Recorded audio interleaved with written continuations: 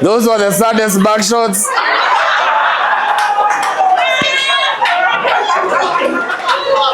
I'm doing this for you.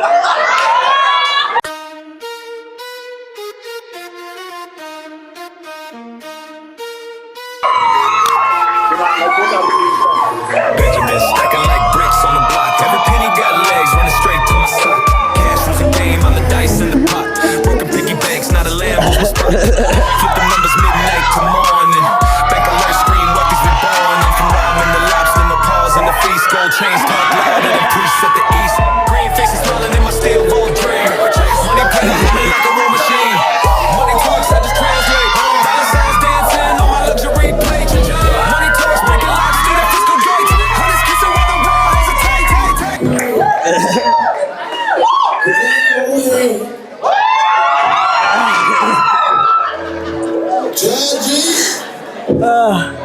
All right. Wow, that is the best intro I've had so far in comedy ever. Hey, amazing.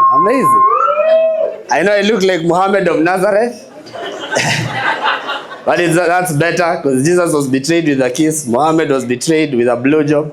So feel free to betray me later on today. Wow. Thank you guys for all coming out. Hey, I'm seeing people from every walk of life I've been in. Come on! Hey, Come on! which is actually dangerous now. Hey, you know, I invited all of you here because you are my closest friends and family. And also because you know all my secrets and have the incriminating evidence. So now we agree mapema. Just bring it out now. Msingoje ati I become more famous than this. Let's talk now. I'll still remember you, I promise. So thank you for coming to In My Jesus Year. I'm turning 33. Yeah, amazing that I made it this far, to be honest. I've had way too many near-death experiences and scenarios. You know, they say, asiyefunzwa na mamaye hufunzwa na ulimwengu. But then I lost 2 moms, so the world was like, we're gonna fuck with that one. I was a late bloomer. I was not one of the first people to move out in my estate, or the second. I was not top 10. In fact, they all moved out and left me there. So, you know, I kept getting the questions, utahama lini? And, you know, I'd always push it, mainly because I was jobless for years. Guy, hey, go bado ni mpya guys. Go bado ni mpya guys. Tuseme wasanii wajaribu. So I kept getting the questions, utahama lini? And I always used to refuse. And one of my friends came and like he was very direct. He said, you know, you can afford to move out. Just drink all your money. And that really hurt me. So I went to have a drink as I think about what he said. And when I was having that drink, it was at Hornbill Rongai. Now, I don't know what you guys know about Hornbill Rongai. But Hornbill Rongai had the most brutal cases of violence in a club. At some point, they actually found some guy in a septic tank. In fact, I remember one day we were there for a birthday, and one of the guys we were with was whipped by a bouncer, and that whip went round his head like this and left him with a halo. We were like, hey! It was the true Jesus, that one. But then on this day I was there alone, which was the red flag. Should not have done that. And as you know, short people tunakuanga na hasira saa zingine. Ikuangi kutaka.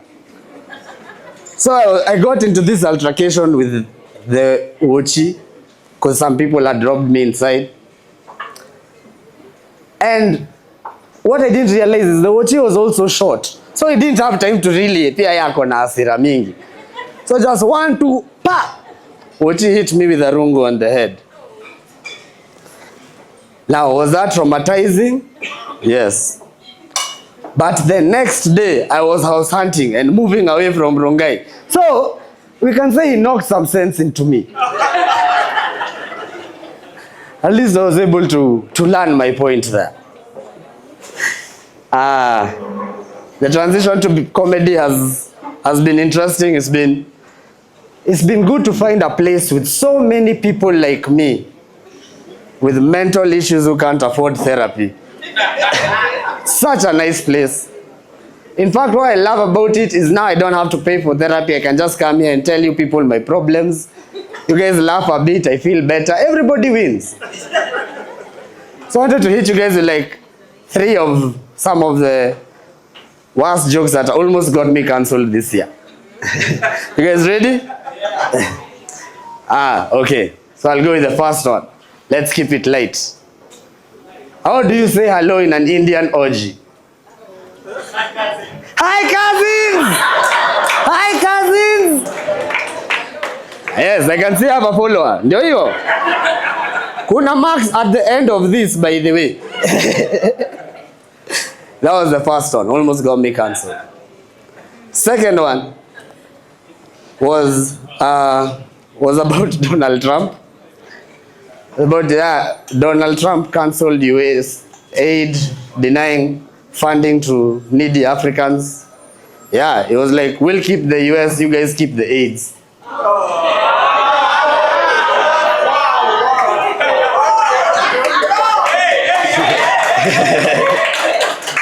Thank you. The third one was more, this is more churchish, as you can guess. So the third one, I was talking about how it's a really good thing that, you know, we have an American Pope now, because the altar boys are now going to be armed. Because it's been years of going like, these are my private parts, and nobody listens. Yeah. Now an altar boy can shoot a priest with a bullet written, these are my private parts. So you guys don't like Charlie Kirk jokes? No? Hey, too soon?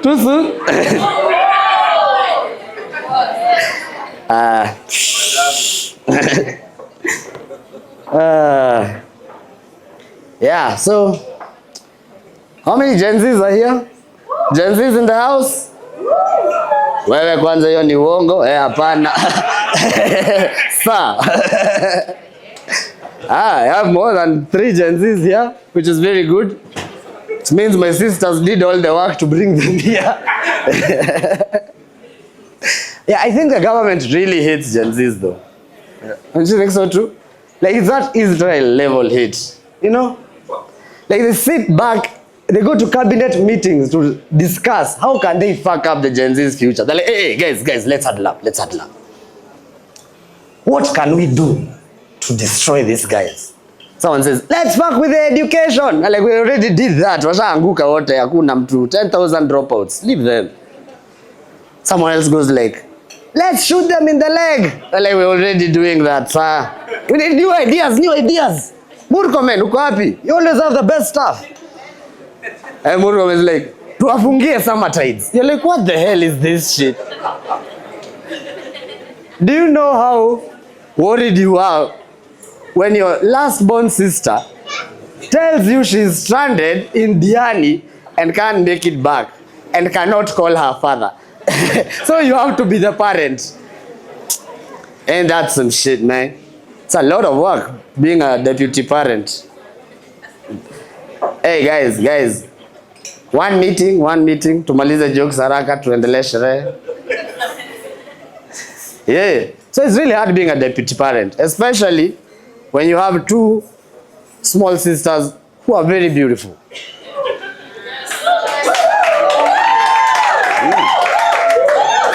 Left, right and center, lazima nikuwe na signs za mbwa kali. Everywhere. Hata ukitembea. Our last born sister is the one who's always on jet 2 holidays to everywhere. Yeah. That one worry the shit out of me. On the bright side, she knows how to take care of herself. So we don't really worry when she's actually more responsible than me. She has had one phone for like 2 years. I have never survived with a phone for more than a year. Can't even advise on responsibility. My other sister is more low maintenance. Nanga mambo mingi. She's only dangerous if you put a bag of weed in front of her.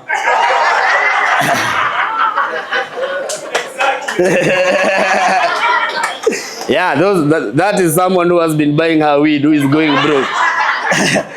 Is complaining right there. I really felt the pinch. So it's usually very like the way Kanairo is now. You can imagine you have to always worry. Love you too, man. But I'm dating right now, so you can just.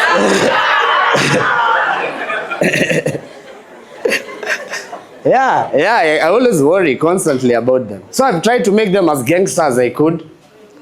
But at times that's now a bit too gangster.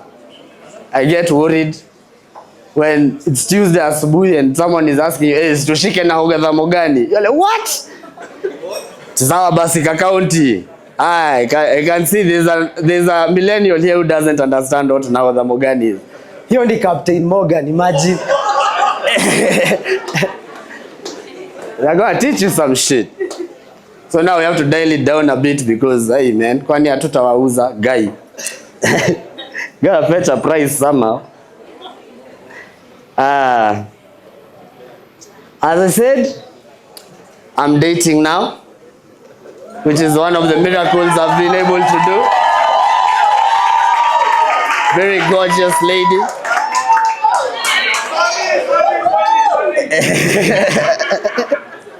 Biggest miracle was turning a situationship into a relationship.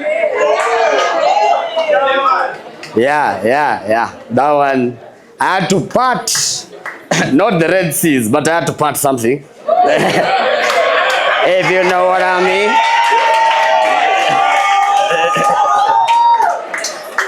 So this year I've been putting in a lot of work. Because my girlfriend's love language is acts of travel. Good thing she doesn't mind whether we are going with a doozy, shuttle. As long as when you get there, you don't look like you came by road. You know? Can't look like you came by road. Never. That's poverty speaking in the back over there. Yeah, it's been good so far. Put her through a lot of shenanigans, which I am not telling you guys here, because I know what I say can and will be used against me. Mkijaribu kunigongea, I know you guys.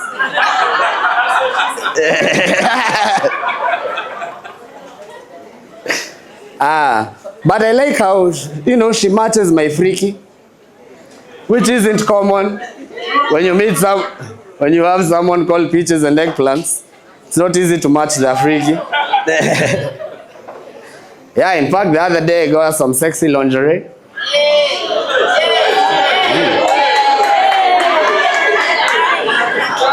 Which is important because she was ruining all my good t-shirts. Sadly, even the last time I remember, she wore one which scarred me for life. She took my granddad's funeral t-shirt. Fare thee well, Guka at the back. Those were the saddest back shots.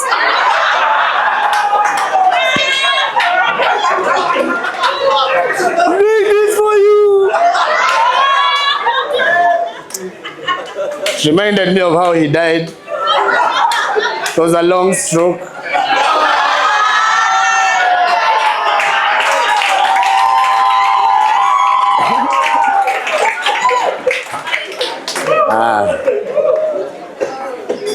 In my Jesus here, I am choosing to trust less people. I've been too trusting. In fact, the other day I was going to the barber shop.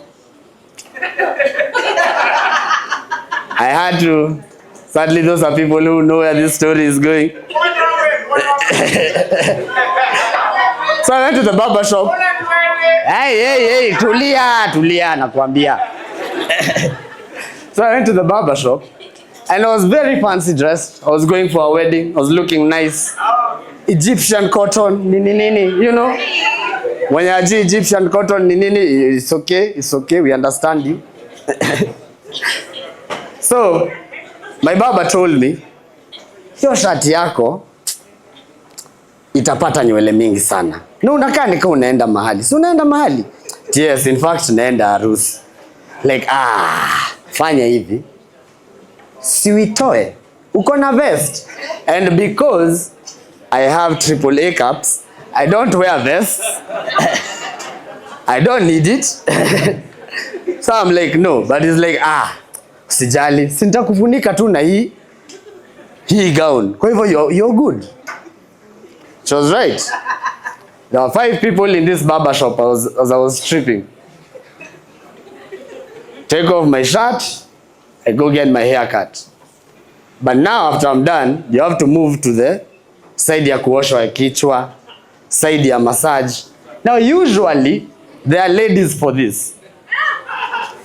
On this one day when I got there, all the ladies have been fired.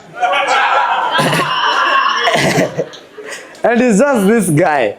And at least there was a new one, but she's working on someone else. So I'm like, okay, so ananiosha tu kichwa, it's fine. In fact, I told him I'm in a hurry. We can even skip the massage. Because that lady is busy, clearly. This man did not want to hear no for an answer. I went to Mamalizwa, nakaa hivi, all of a sudden, squats massage all over my back. Shwa! Hey, I saw some guy was walking into the barber shop, walked in like, nope. Into like in your forex. I'm like, hey, umemaliza naweza toka. He's like, shh. Tulia grafi pande. Tulia grafi pande.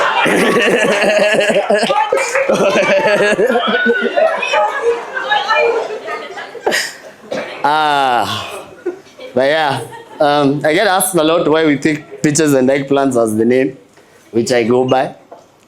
Mostly by people who do not understand emojis. But yeah, it actually started as an accident, like many of my solutions to problems. I accidentally sent memes to a funeral group. But in my defense, who needs to laugh more? See, they're sad. So my best friend came up with the idea, you need to put your memes where people want to go and find them. Stop forcing them down people's throats. That's for other things. So he came up with peaches and eggplants. And it's been going strong, and I can proudly say I'm happy that it has changed to now it's stand-up. And it's gonna be more things in entertainment to, you know, keep diversifying and try to do new things. Which means you should always follow up with even your shitty ideas, guys. Because that's how, if you don't, that's how you get brain farts. So, I want to just thank all of you for coming, being a part of this for the first special for peaches and eggplants. There'll be many more to come.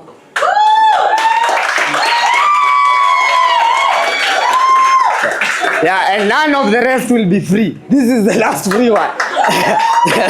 Kwa hivyo mjienjoy saa hizi mapema.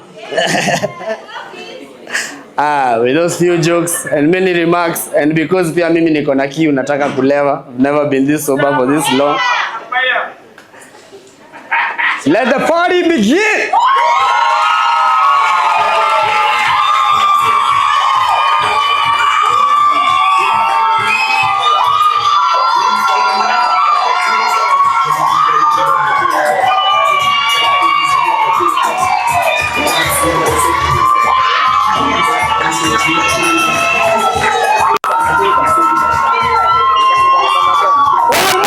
One more time for innocence.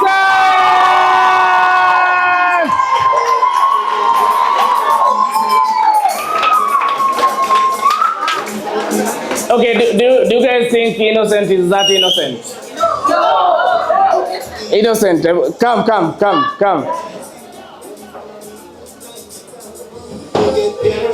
Easy.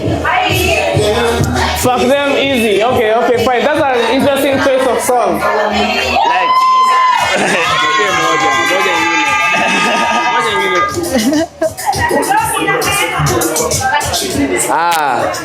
Max is saying we do one more joke. One more joke for the road. One more joke? Okay. One more joke. Okay.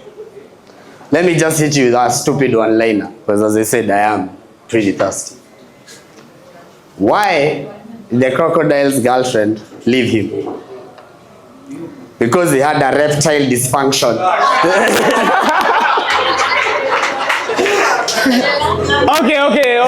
Okay, fine. Give it up for innocent. You know, for putting all of this together. Give it up for you guys for coming, for being an amazing audience. Give it up for the crew helping us with production. Give it up for the service staff. Thank you.